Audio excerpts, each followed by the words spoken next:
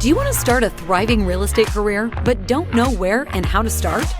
Do you want to become a successful realtor or investor, but lack the required knowledge and skills? Gear yourself up with the best and actionable advice here on the Real Estate Rundown. Tune in as Shannon Robnett talks with industry veterans about all kinds of asset classes, market trends, challenges, management techniques, and success stories. Listen to informative discussions with valuable tips that will serve as the foundation for your incredible real estate venture. Now, here's your host, Shannon Robnett.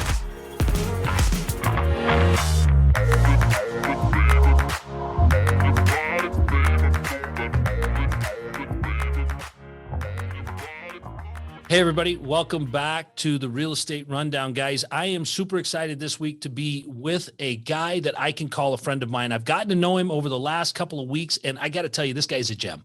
He's a gem because of what he's done. He's a gem because of where he's been. And what he's got for you guys is he's got some mindset tips that are going to blow your mind. When you hear his story and when you hear where Edwin's come from and the things that he's accomplished through the adversity that's been in his life, you are going to want to listen to what Edwin's got to say about how to get from A to Z, where your dreams are going to take you. So guys, you're going to want to tune into the Real Estate Rundown as I talk to Edwin Ballard Jr. about how to control your mindset, to control your trajectory, to control your destiny, to get what you want to win in life. So tune into the Real Estate Rundown, guys. You're going to love it. Hey guys, Shannon Robnett here with the Real Estate Rundown. I am so excited you guys are with us this week. It is my absolute pleasure to introduce a guy that I have gotten to know in a way that I don't get to know a lot of my guests. I've spent quite a bit of time with this guy, and he is full of inspirational things to say and do, guys. You are going to love what's going to happen here today on the Real Estate Rundown. I'm going to introduce my guest, Edwin Ballard Jr. How are you, man? I'm great, sir. Thank you. It's an honor. Awesome, man. Hey, so listen, I know that you are active in real estate in the Atlanta area, and you've been there for a while, but you know, your story starts way back, and your passion comes from your story. So tell the people a little bit about your story, how you grew up, how you got started, what brought you to present day Edwin Ballard Jr. Well, I was born in two military parents, and it was a rough environment that my family was from. So my mom sheltered me a lot. And then around the age of 14, she made me go stay with my dad because I made some dumb decisions. If I had $1 for every dumb decision I made at 14, I wouldn't be working today, you know, but right. Go ahead, man. I got to hear the rest of this. So I caught my first criminal charge at 14, and there was a lot of stuff in and out of that. But I was guided at a young age. I found this group, Young Life, in a program I was in, and my mom made me enroll. And that gave me springboard, if you will, into life can be different. That was the first time I had ever been in like a luxury home as a teen, and some other things like that. But fast forward, the last time I was incarcerated about 15 years ago, I prayed to God and I asked him, if I'm supposed to be doing something different with my life, please give me a sign. And the sign was my brother going to federal prison. So I threw my hands up and I was like, I got to do something different. It's got to be more to life. How do I find it? And next thing you know, I'm on YouTube watching motivational videos. I found Jim Rohn. I found Les Brown. I found Tony Robbins. I found all these guys saying that if I can do it, you can do it. Change your mind, change your life. And then I started taking action and my life started changing. And I saw more positive, and it made me want to be more positive. And then I'm even more positive. So now I'm reading another book, Think and Grow Rich, The Science of Getting Rich. I felt like the same way most motivational speakers feel. If I can do it, then you can do it. You know, and when it's so simple, right? I mean, it's so easy if you actually do it. And if you're actually involved with your growth process. And I'm not trying to take anything away from you, my man. I mean, you came from a rough background, right? But you're able to change that. You were able to get a hold of that with accountability, right? With being able to face your mistakes, face your present, and look at what your future is. What was it that you were able to really grasp in that moment when you started to see change happen? When you really started to see things go the way you wanted them to go, what was it that you looked at and said, this is not that hard? Honestly, a lot of it was Jim Rohn, with him being all of his advice was simple. It was plain. It wasn't like rocket science to understand. Yeah. You know, things like work harder on yourself than you do on your job. Yep. You know, Things and like that. it's so funny because a lot of people, they look at other people to change them, you know, and that's one of the things that, Edwin, every time I've talked with you, I've come away inspired. I've come away feeling better about what I'm doing because I am seeing that from my place, I'm making changes that are reflective of what you're saying I should make. And you've made more changes in your life and come from a much more difficult situation to a much more positive situation than I've done. And I'm sitting there reflecting on that going, man, if Edwin can do it, I can do it. Because Right. the reality is you're getting the same advice I got, right? I love Jim Rohn. I love listening to the stuff he's got to say. I just did a Tony Robbins event a couple of weeks ago. Man, what a life changer that was, right? Yeah. Because you're plugging into people who are saying the same things. They're echoing that sentiment of you can do it. So now you fast forwarded, you're starting to see those things changing and everything's starting to get better and you're moving forward with that. What starts to click in your professional life as far as things go with that? And what took you into the real estate field? That's a really funny story. I had a commercial cleaning company. I have about 3 businesses prior to real estate. One was a executive corporate awards type marketing promotions business, and it closed down when my grandpa died. His first business, didn't know what we were doing. It failed. So moving forward, I went through music production business. When I came back to Atlanta in 2014, I said, you know, maybe I'll start a commercial cleaning company. I can get out and be something. I just wanted to be an entrepreneur. And one of the marketing ideas they mentioned was taking food and marketing materials to the realtor's office. And for some reason, I don't know why the universe works like this, God, whatever you believe in. I had a thought. I was like, man, I don't even know. I know nothing about real estate because I always want to have some level of being able to have a competent conversation with somebody. So I wanted to learn about real estate and found out about wholesaling, all this other stuff. And I'm just like, I want to take a course. So again, I decided to invest in myself. And that one year I got my income tax. Instead of buying a new TV, I spent $600 on a real estate license course and fell in love by accident, man. It was accidental, but then I seen the power of real estate and how it's in everything. Yeah. So since then, man, I've just been, you know, rocking with real estate. You know, and it's funny too, Edwin, because you know, my story is I grew up in real estate, so I haven't known anything different. But it's amazing to me how most people that finish their careers in real estate started somewhere else. And the power of real estate and what it can be and what it can do is a draw. You know, and people tend to gravitate where they, you know, it sounds like a lot of your jobs had sales orientated backgrounds to them where you were kind of doing this and kind of doing that with sales, but then now you're selling the granddaddy of it all. You're selling houses, you're selling commercial properties, right?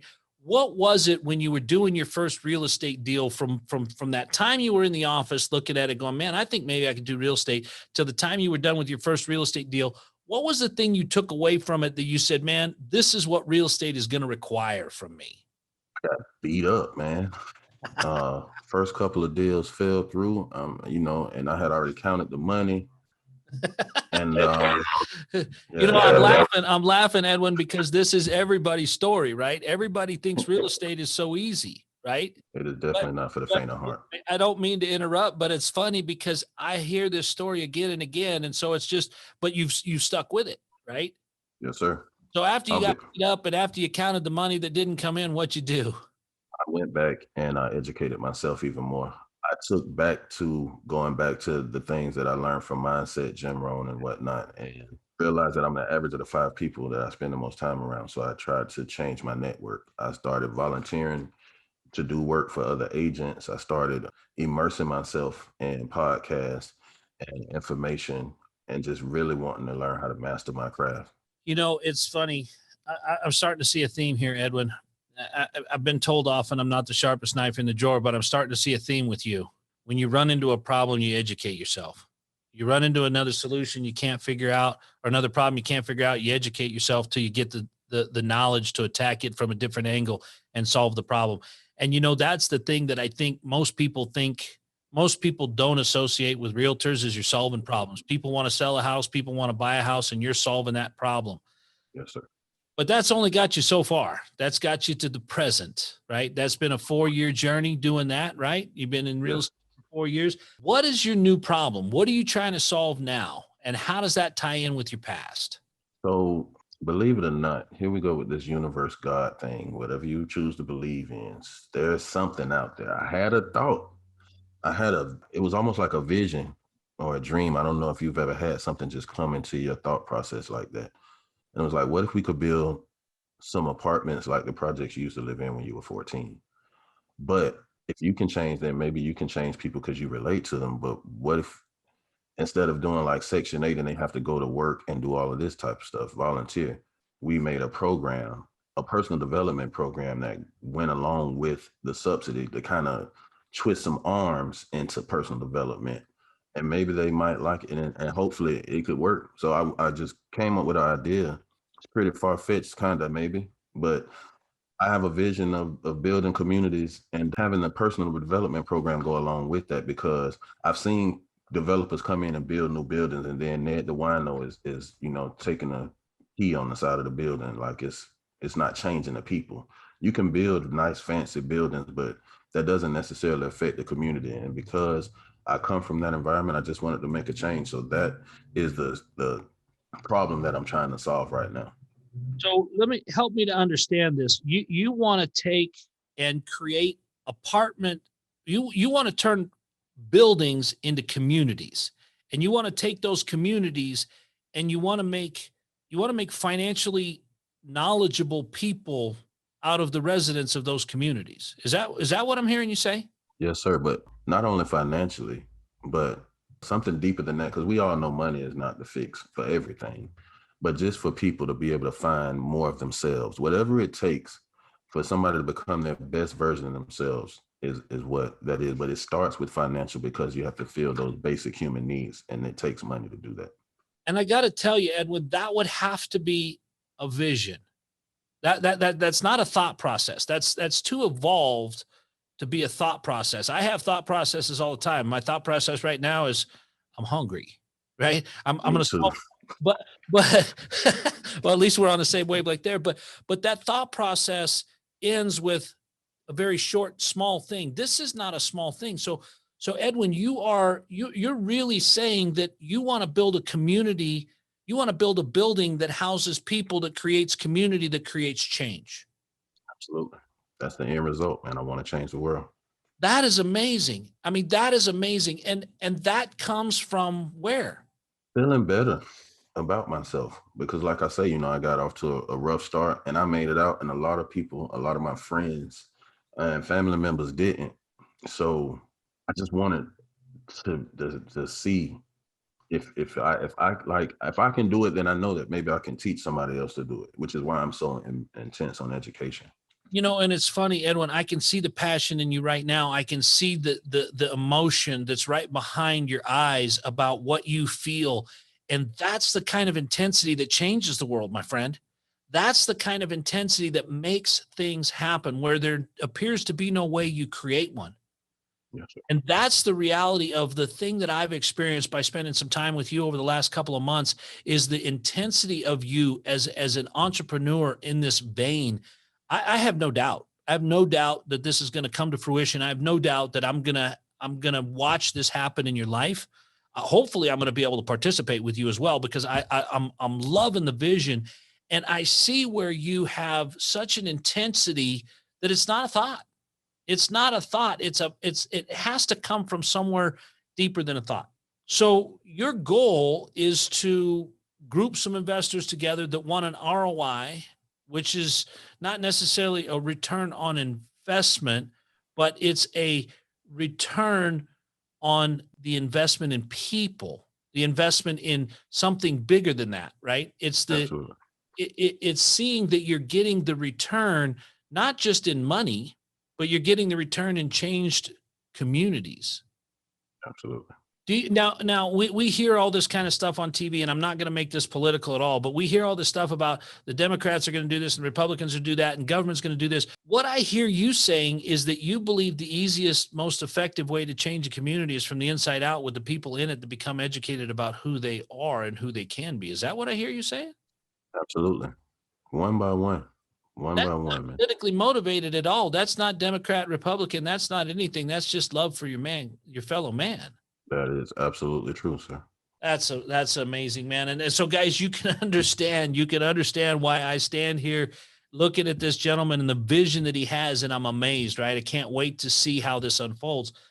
So you're getting that from your past. You're getting that from where your history has brought you. How are you going to do this? By trying to find like-minded people. I'm currently partnering, talking to a couple of different companies as far as financial and also different types of community service organizations. I've been reaching out to some people by finding like-minded people who want to change the world like me, man, who love human beings as much as I do and want to see as many of us happy as they can. When you watch the news, I don't believe anybody likes anybody when I watch the news. That's you're a smart guy. But you're actually saying that there's actually people out there that want to help people. I believe so. I mean, look at all the different organizations around. And so what are you doing? What's your engagement level with them? How are you approaching them? What are you looking to partner with them on? And how can people see that model that you're rolling out and make that a model of their own? I'm in the process of solidifying everything, but it'll of course start with financial education. I'm thinking about including a book club, and I'm also talking to a couple of copywriters to make sure, like, I just want this program to be legit. I don't want it to be some cookie cutter type thing. So instead of going out and creating all your own brand new curriculum, you're going to partner with other people that have already built it out that are looking for a platform. Yes, and sir. You're going to bring the platform. So you're going to be the great connector is what you're going to do. You're going to take people that have a need for a place to live, a desire to change their life, connect them with people that have the tools and tips and tricks to do that, facilitate that to happen so that people can come out of that experience completely different. Completely different. I did not think I would be the guy that I am today. I had no idea. Well, I've heard more of your story, and I'm constantly amazed, right? Because, the reality is we all come from a place of it's an environmental struggle where we're wrapping our environment in with our knowledge of what's going on and the people around us. And then we bring in our DNA and what we have there. We bring in all that stuff and we slam in our socioeconomic status and all of that rolls into this big ball of who we are. And yet you've defied all those. I mean, you've gone from prison to entrepreneur. I mean, that's not easy. Most people go from entrepreneur to prison because they did it wrong, right? How do you handle that with your mindset, Edwin? You're looking at a massive, massive mountain. How do you keep your mindset telling yourself we can climb Kilimanjaro because we got to climb Kilimanjaro to get ready for Everest? Well, I will say this, just quick error correction. I've never actually been to prison. I just went to jail a lot, in and out. I've done enough time in jail. It could have been a prison term, but my brother's been, and that was enough for me. But with that being said, it's hard for me to explain. Can you repeat the question again? Just how do you keep your mindset right? How do you get up every day and know that you're going to tackle this mountain and it's going to work? It's a fight. I'm a fighter. I've been called hyper aggressive sometimes, but I'm just I know that it's a fight, and I'm already having gone through the struggle of trying to get myself together. I won't quit, man. I'm stubborn, like a lot of men, but we fight until the end, man. I'm a warrior, so whatever I have to do to get it done, I'm willing to do it. Like, I either climb this mountain or I die trying.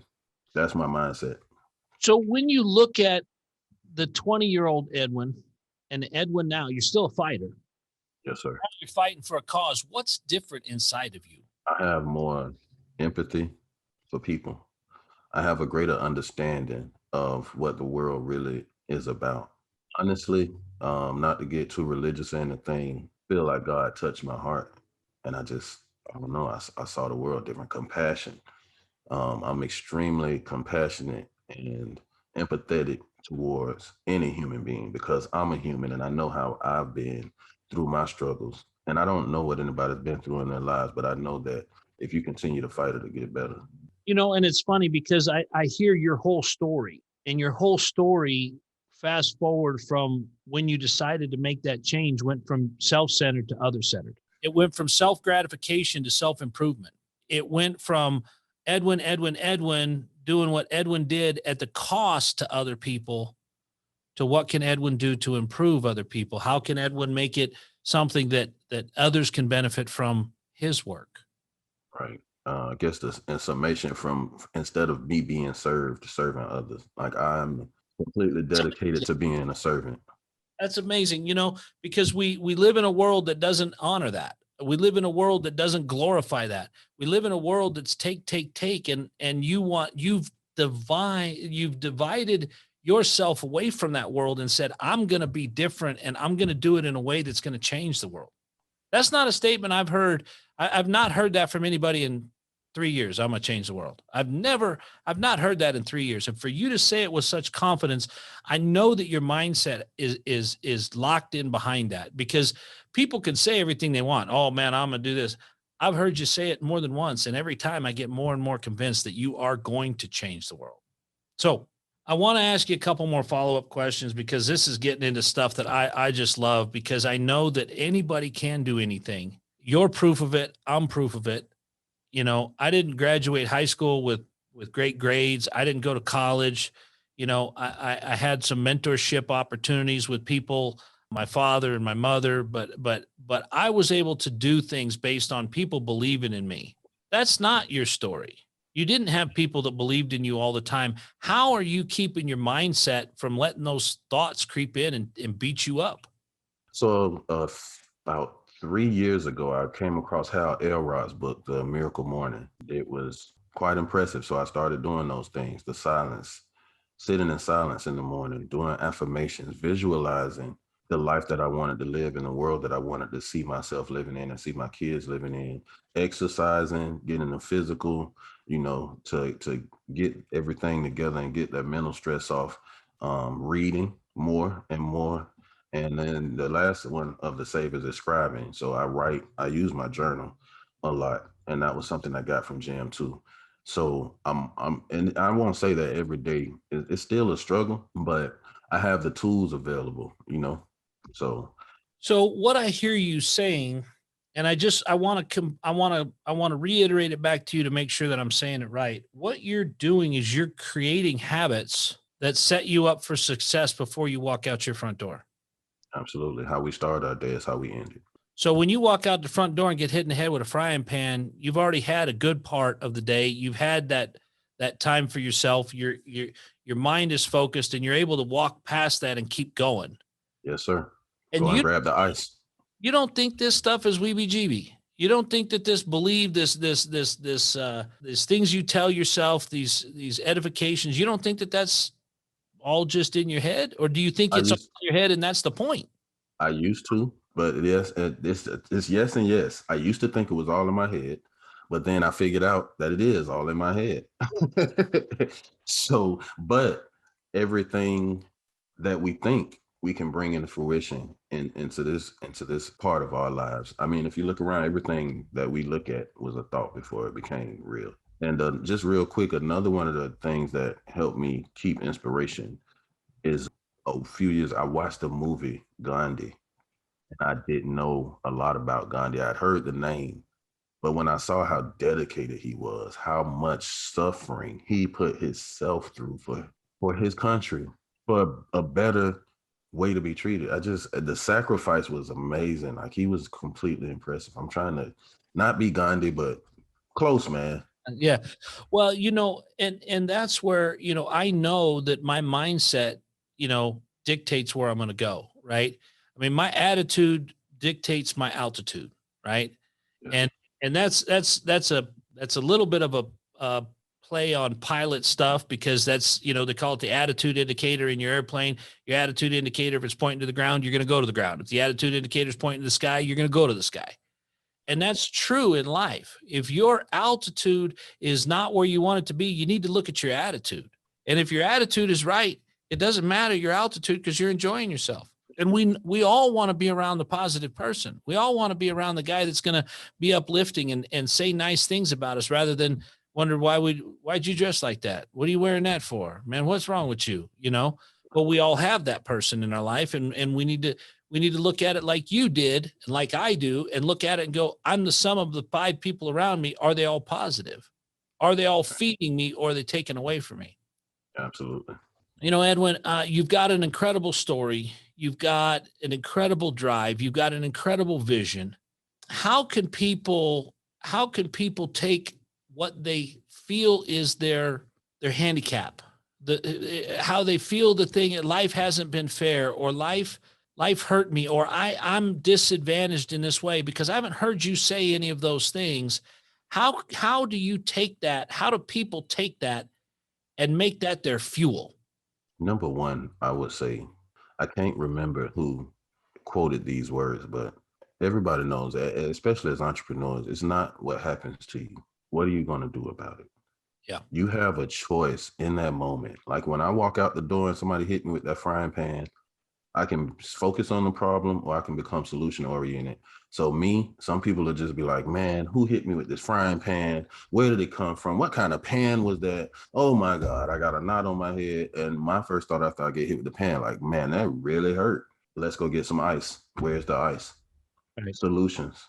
Because a lot of people tend to have a victim mentality, and stuff happens to everybody, man. Yeah. So when you change that victim mentality to a victor mentality, or a fighter mentality, you go into that fight or flight mode, and now you're looking at, hey, I got to solve this problem. I got to make this happen for me, for my family, for my next generation. What is it that really pushes you to elevate that? What is it that you look back in, that you unlock that thing inside you that adds the nitrous to Edwin? Honestly, I revisit past trauma sometimes. Because I'm honestly still processing it. And I mean, I'm only 44 years old, man. I'm still a young gun to some. I appreciate you saying that at 47. I really do appreciate you saying that we're still young, man. I love that. Absolutely. I said an 85-year-old told me, hey man, you're a baby. But I think a lot about some of the experiences I've had and some of the things I saw in the community coming up. I don't think a lot of people should be dealing with that kind of stuff. So I keep, again, man, I'm thinking about other people and not me. It's not for me. Yeah. It's not for me. And it's hard for a lot of people to process that kind of passion, that kind of drive, but it's the purest kind of drive. It's the part that really says, I am going to accomplish this, because it's not about ego. It's about will. It's about what's right. It's really processing that in the purest way and going, I got to do this so that future generations don't have to deal with what I did. Right. And you guys, if you haven't picked up a ton of information from this podcast, you need to go check your pulse, because this thing has been full of valuable information. Edwin, you're speaking from your heart. I truly appreciate you as a human being, and the wisdom that you bring, the tenacity that you bring. How can people reach out to you? How can people get involved with you? Where can we find you? You can find me on LinkedIn, full name Edwin Ballard Jr., and also on Instagram at Decatur Edwin, are the two places I'm at most. So we're gonna put those links in the bio, guys. We just want you to know that you can reach out. We encourage you to reach out all the time, guys, as you tune into the Real Estate Rundown. We sure appreciate you. We love your comments, and you can always find the links to the bio of the guests we have right here. So, guys, send us a comment, like the podcast, recommend it to friends, all those things, because they're gonna love hearing what Edwin's got to say. I hope you have too. I hope you join us next time here on the Real Estate Rundown. Edwin, thank you so much for being my guest, my friend, and future business partner. I look forward to seeing what the future brings for both of us, my friend. Yes, sir. I appreciate it. So, guys, that was Edwin Ballard Jr. This is the Real Estate Rundown. We will see you guys next time. That's a wrap for today's episode of the Real Estate Rundown. Let these newfound strategies pave the way to start a successful career or a profound rebranding. If you loved everything you have heard, listen to more conversations at www.shannonrobnett.com. And be sure to leave a rating, share it with your friends, and subscribe. Until the next episode.